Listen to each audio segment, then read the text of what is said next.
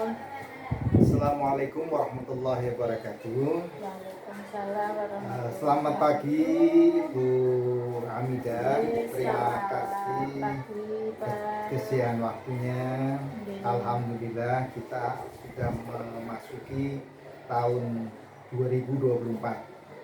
Hari ini Senin tanggal 29 Januari 2024.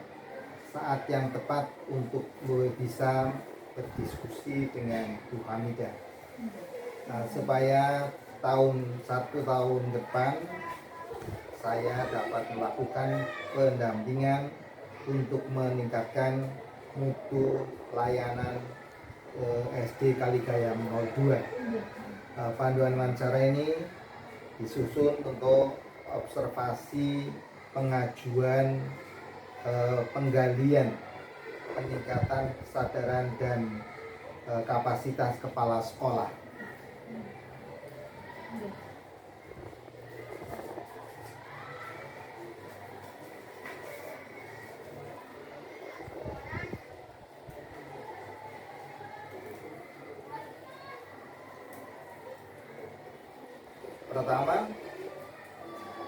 Pertanyaan pertama, apa kelemahan dan kekuatan satuan pendidikan Anda? Satu, apa sebenarnya kendala yang Anda hadapi?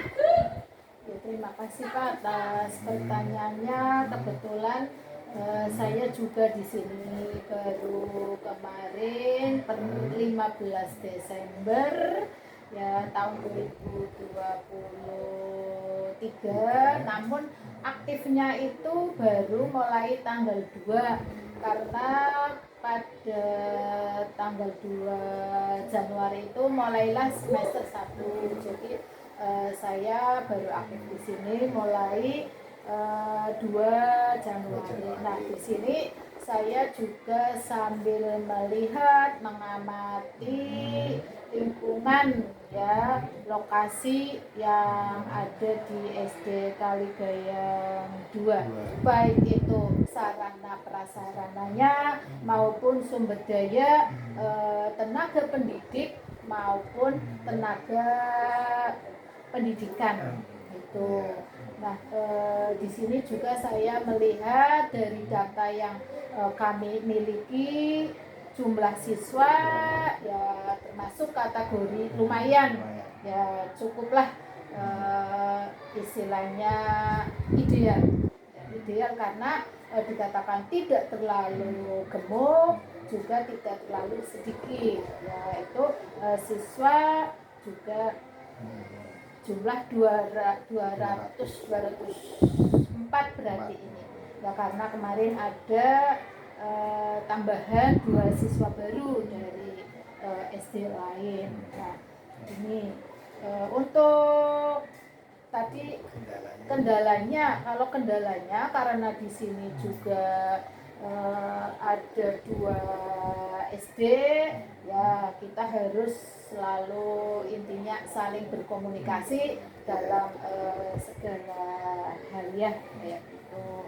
Untuk penerapan disiplin juga sebelum saya mungkin saya anggap barangkali menurut penilaian saya pribadi itu ada sedikit kekurangan. Saya berusaha untuk sedikit lebih baik lagi dan secara bertahap dalam penerapan disiplin gitu.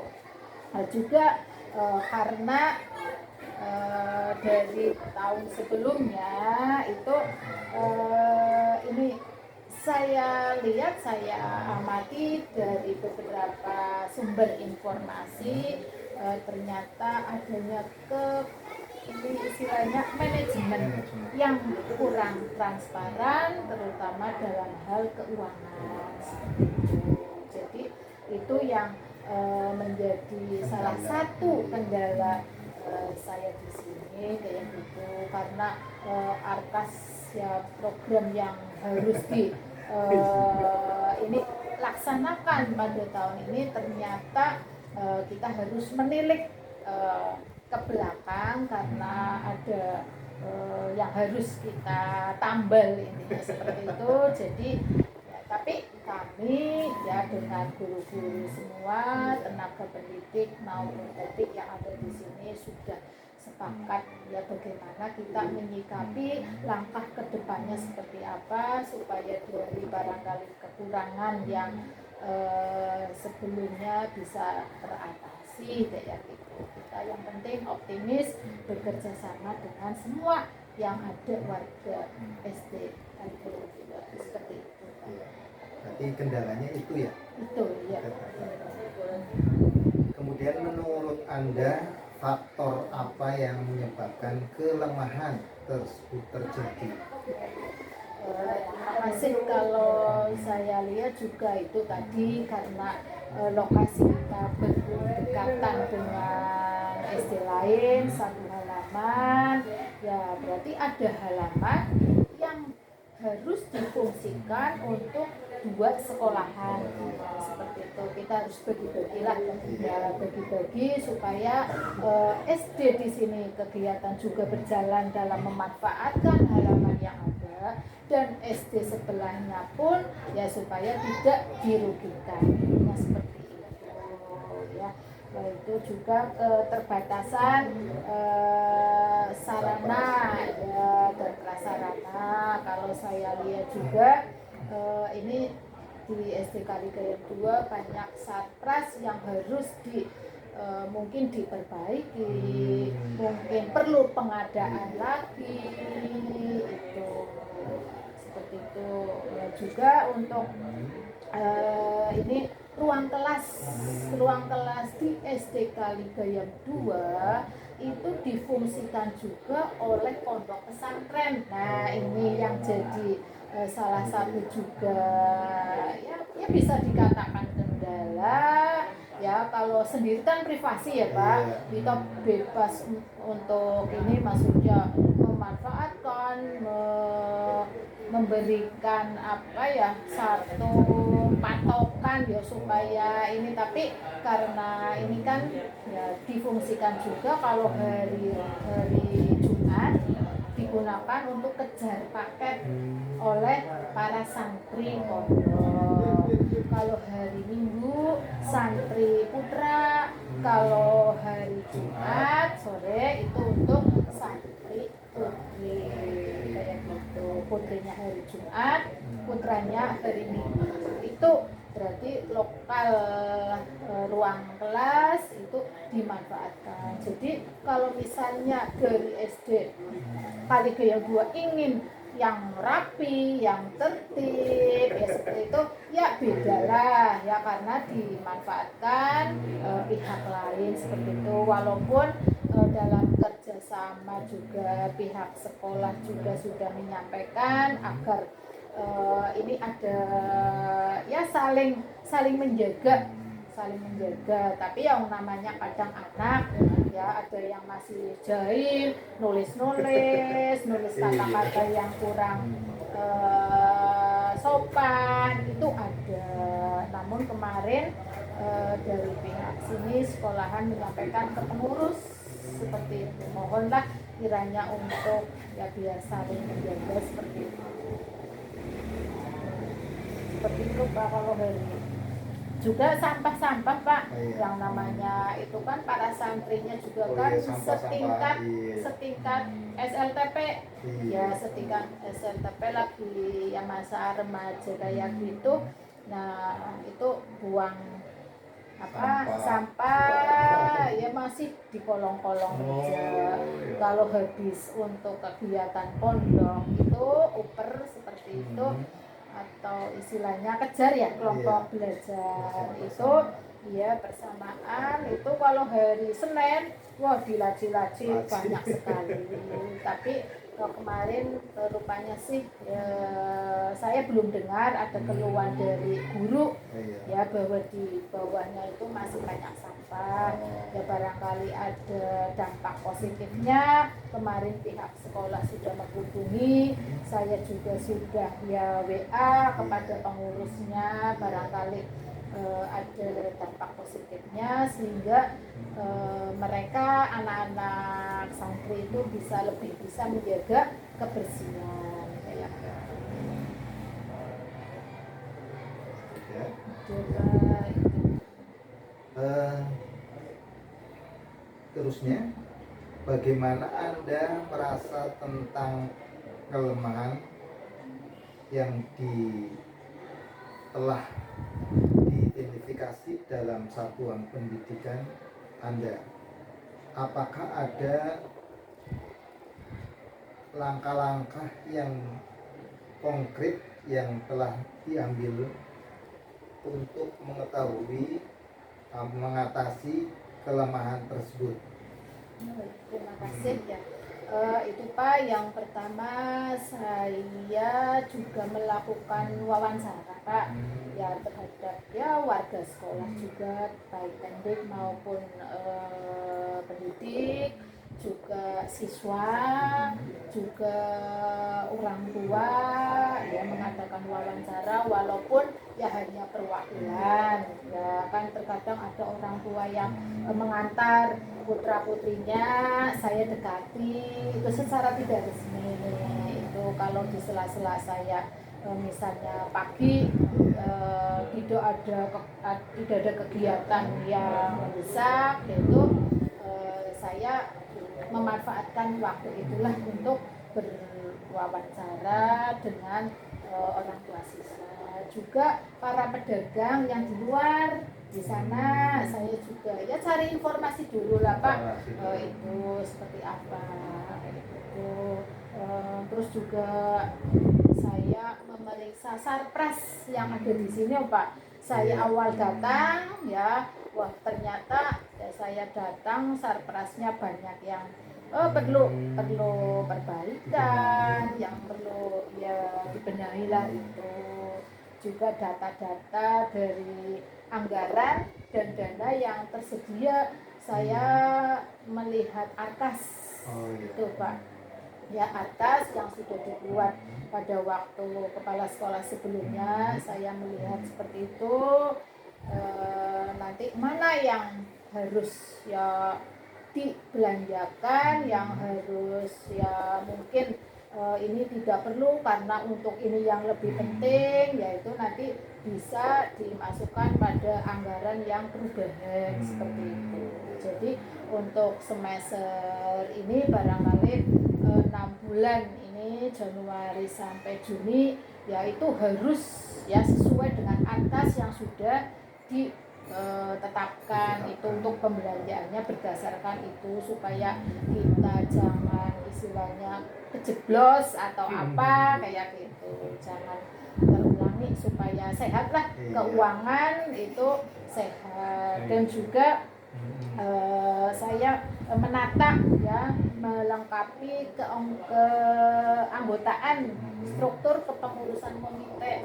Nah itu yang dilakukan kemarin pada hari Sabtu tanggal berapa, 13 atau berapa itu ya, saya lupa. Minggu kedua pas saya di sini ya, berarti 13 lah. Coba ini tanggal Sabtu 13 betul Pak?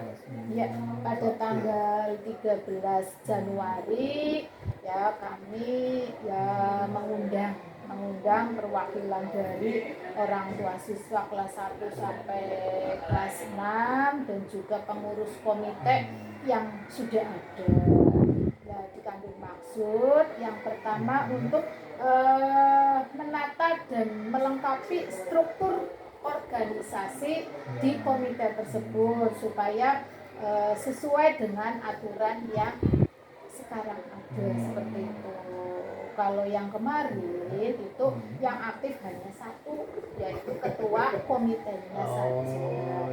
Dan untuk struktur organisasinya itu di situ juga saya cek kok Pak. Nah, struktur organisasinya itu, nah ternyata banyak yang sudah tidak aktif. Oleh karena itu saya awal komunikasi dengan ketua komite ya, sepakat untuk melengkapi lah. Melengkapi Ya, itu dengan cara mengundang itu orang tua siswa perwakilan seperti itu dari kelas 1 sampai kelas 6. Tiap kelas itu antara 4 sampai 5 orang.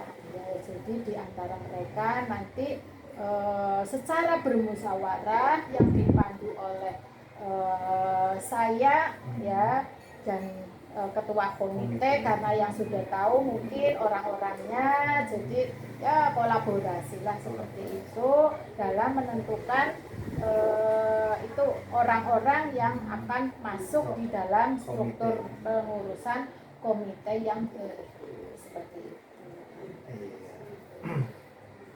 Oh, ini ada lagi Pak juga meresafel.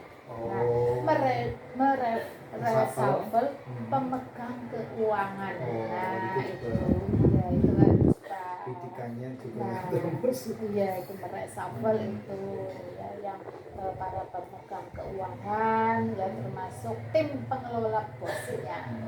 Itu juga kemarin SK sudah dibuatkan dan sudah saya ganti spesimen untuk rekening bos seperti itu. Jadi ya ganti seperti itu. Jadi agar kita lebih tertib lagi, lebih transparan lagi seperti itu. Itu berarti kalau dulu Bu Sodiro, sekarang Bu Haniatun bendaharanya.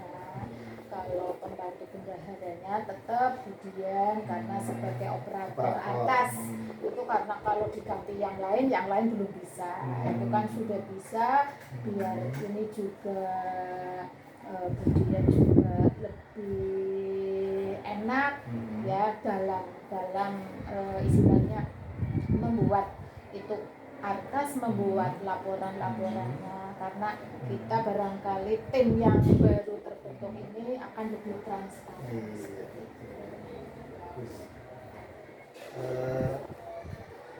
Apa langkah konkret yang telah diambil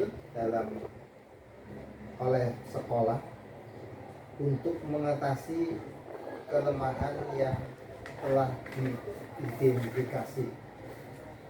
Ini Pak, tentunya ya karena itu kan berkaitan dengan pendanaan ya Pak.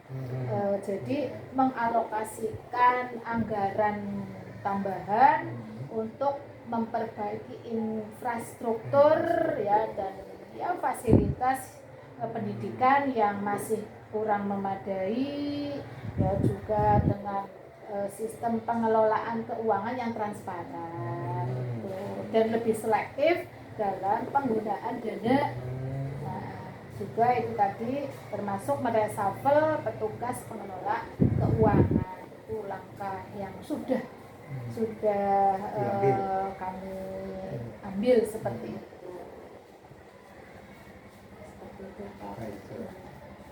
Kemudian bisakah Anda memberikan contoh tindakan nyata yang telah ditetapkan? Ya itu tadi dari mengundang perwakilan orang tua siswa kelas 1 sampai kelas 6 dan pengurus komite yang ada, ya itu langkah yang memang harus saya realisasikan, itu harus dilaksanakan. Intinya itu ya mengadakan rapat perwakilan juga ini ya menata inilah satgas yang ada di sini, biar yang sekiranya sudah tidak manfaat dan sudah rusak berat benar-benar ya mungkin dikumpulkan dalam gudang supaya jangan ini berada di ruang kelas. Karena apa, mungkin ada contohnya sarkas porsi atau meja siswa kadang yang rusak pakunya itu kan ya terlihat seperti itu kan membahayakan untuk keselamatan siswa, yaitu dikumpulkan di gudang seperti itu. Dan juga ini agar lebih nyaman siswa belajar ya kelasnya diminta untuk lebih yang bersih. Kita dengan guru kelas juga ada komunikasi yang baik lah.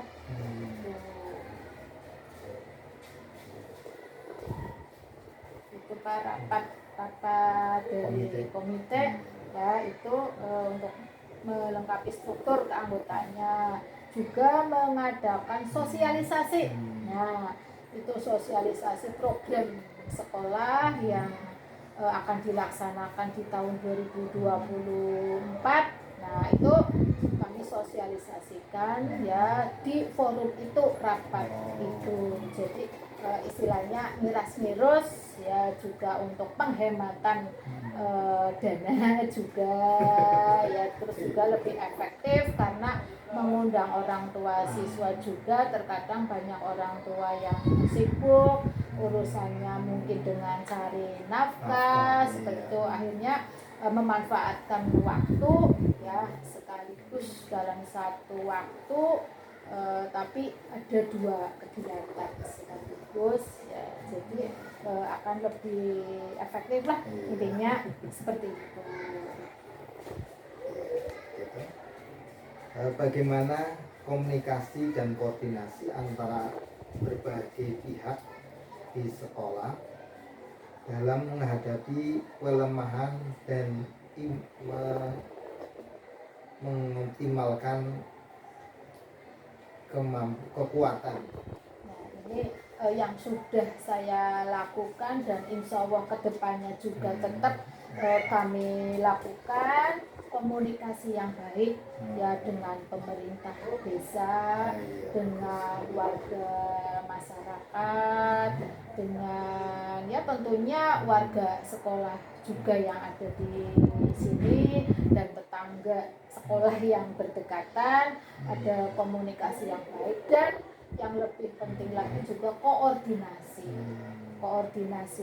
yang baik dengan pemerintah desa ya, dengan RT RW juga. Di sini ada pondok pesantren, barangkali itu juga akan selalu kami lakukan koordinasinya, karena pihak pondok pesantren juga memanfaatkan fasilitas satpras yang ada di SDK Ligayam 2 supaya terjalin kerjasama yang baik ya, intinya tidak ada pihak yang dirugikan seperti itu. Saya juga di sini baru juga pada awal saya sudah silaturahmi pertama ke ketua komite, juga ke kepala desa seperti itu. Sudah itu awal hari ketiga saya di sini. Nah, saya langsung ya ke komite silaturahmi, juga ke balai desa. Intinya harus ada komunikasi yang baik dan koordinasi dengan pemerintah desa, dengan warga sekolah, juga SD yang berdekatan, juga masyarakat yang ada di sekitar sekolah kami seperti itu. Kemudian adakah upaya kolaborasi yang diadakan? Ada Pak, yaitu tadi dengan komunikasi semua warga sekolah yang tentunya lebih baik, barangkali lebih intensif juga, terkait mungkin kadang misalnya kendala kan bisa diketahui misalnya dengan adanya komunikasi, sehingga ada permasalahan kita bisa menyelesaikannya karena tahu duduk persoalannya seperti apa yang kenyataannya terjadi, dan kita bagaimana musyawarah cara mencari solusinya. Kalau menurut saya pribadi bisa mencari solusinya, menemukan solusi, tapi ya tetap kita harus komunikasi dengan para dewan guru atau mungkin barangkali tokoh masyarakat seperti itu.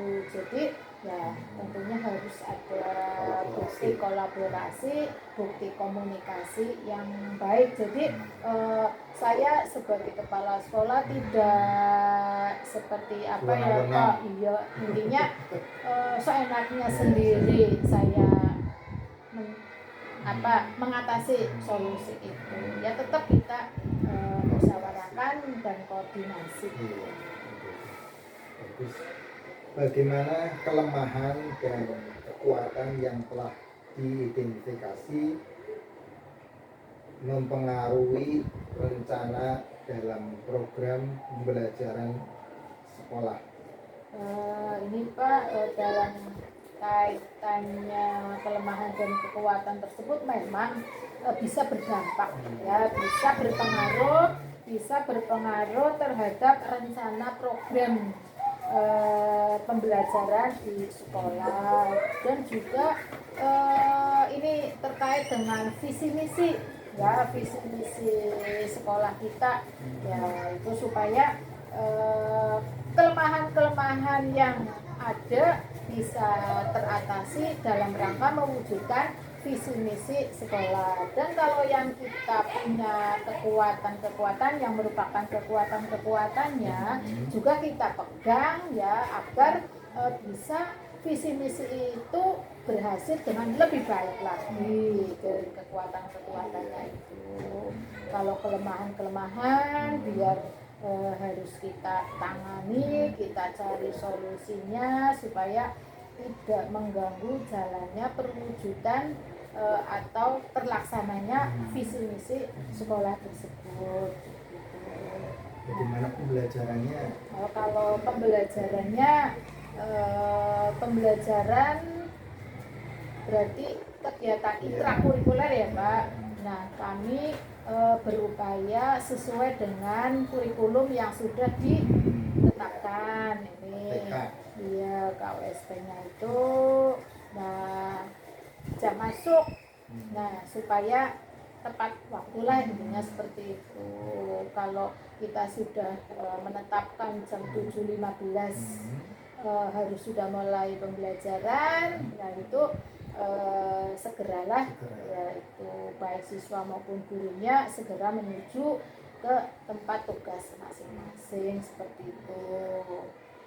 Ya, diharapkan dari kelemahan yang dimiliki juga tidak menjadi penghambat lah dari perwujudan visi misi sekolah tersebut. Itu dalam prakurikuler tadi sudah berusaha tepat waktu masuknya, pulangnya juga seperti itu. Dan itu pun kami menyampaikan ke guru-guru tetap ada komunikasi dengan orang tua terkait kegiatan intrakurikuler. Ya, kalau toh misalnya di sekolah ada kegiatan, misalnya mau diadakan rapat, nah dewan guru, nah jamnya, nah misalnya katakanlah sebenarnya siswa masih aktif belajar, ya itu harus dikomunikasikan, disampaikan, diinformasikan kepada orang tua supaya orang tua juga tahu mengapa anaknya pulang lebih awal kayak gitu. Dan saya berusaha meminimalkan hal itu terjadi. Nah, kita memanfaatkan waktu rapat, nah juga jika anak sudah pulang seperti itu, jadi tidak mengganggu lah itu sebagai upaya juga supaya ya terakhir dari, iya, contoh kalau hari kemarin Jumat juga siswa pulang setengah 11, ya, setengah 11, ya kita manfaatkan sambil menunggu pinjer itu dilaksanakan. Nah, kemarin juga selesai jam berapa, hampir setengah 12 lah kayak gitu. Walaupun pinjernya jam 11 ketentuannya, tapi nggak apa-apa karena memanfaatkan juga waktu. Toh tidak mengganggu guru. Yang penting ya kita komunikasikan dulu sebelumnya itu. Jadi berusaha pihak sekolah itu tidak merugikan waktu belajar anak, intinya seperti itu. Kemudian apakah ada penyesuaian atau